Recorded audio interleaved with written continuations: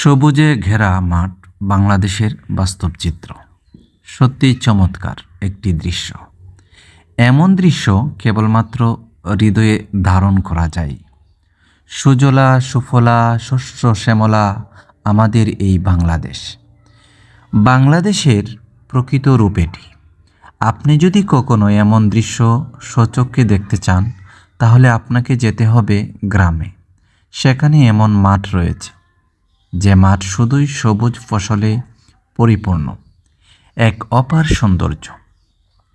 নেত্রকোনা জেলা কেন্দ্র থানার একটি সবুজে ঘেরা ছোট নদীর পাশে মাঠের দৃশ্য এটি। নদীমাতৃক দেশ আমাদের এই সোনার বাংলাদেশ। প্রকৃতির বিচিত্র দানে অপরূপ রূপে সজ্জিত এই দেশ বাংলা নামের এ জনপদকে অধিক সমৃদ্ধ করে রেখেছে হাজার হাজার খাল বিল, হাওর বিল ও নদীনালা। আর এ কারণেই বাংলা হয়েছে নদীমাতৃক বাংলাদেশ।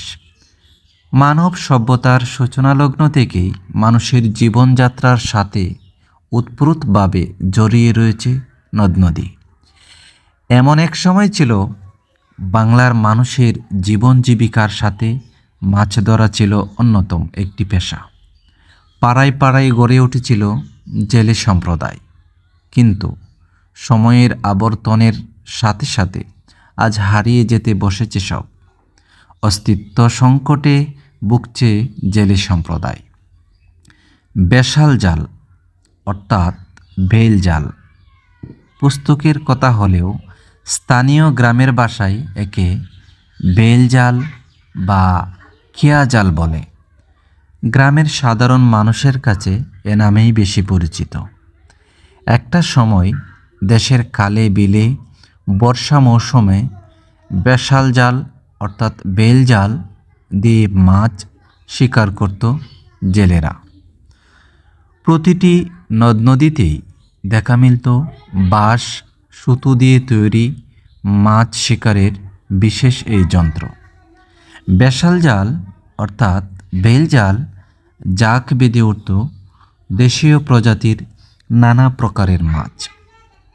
কিন্তু বৈরী আবহাওয়া ও জলবায়ুর বিরূপ প্রভাব, অবৈধ দখল আর অপরিকল্পিতভাবে জলাশয় ভরাটের ফলে আজ যেমন মানচিত্র থেকে মুছে যাচ্ছে দেশের খাল বিল নদীনালা, ঠিক তেমনি বিলুপ্তির পথে বেশাল জাল অর্থাৎ বেল জাল।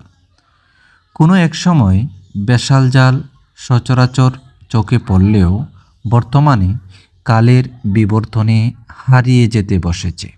এখন আর চোখে পড়ে না বাংলার এক সময়ের মাছ শিকারের জনপ্রিয় এই বেশাল জাল অর্থাৎ বেল জাল। নদীর অস্তিত্ব সংকটের সাথে সাথে আজ দেশীয় প্রজাতির মাছ ও মাছ ধরার বিশেষ এই পদ্ধতিও হারিয়ে যাচ্ছে। ধন্যবাদ সবাইকে ভিডিওটি দেখার জন্য।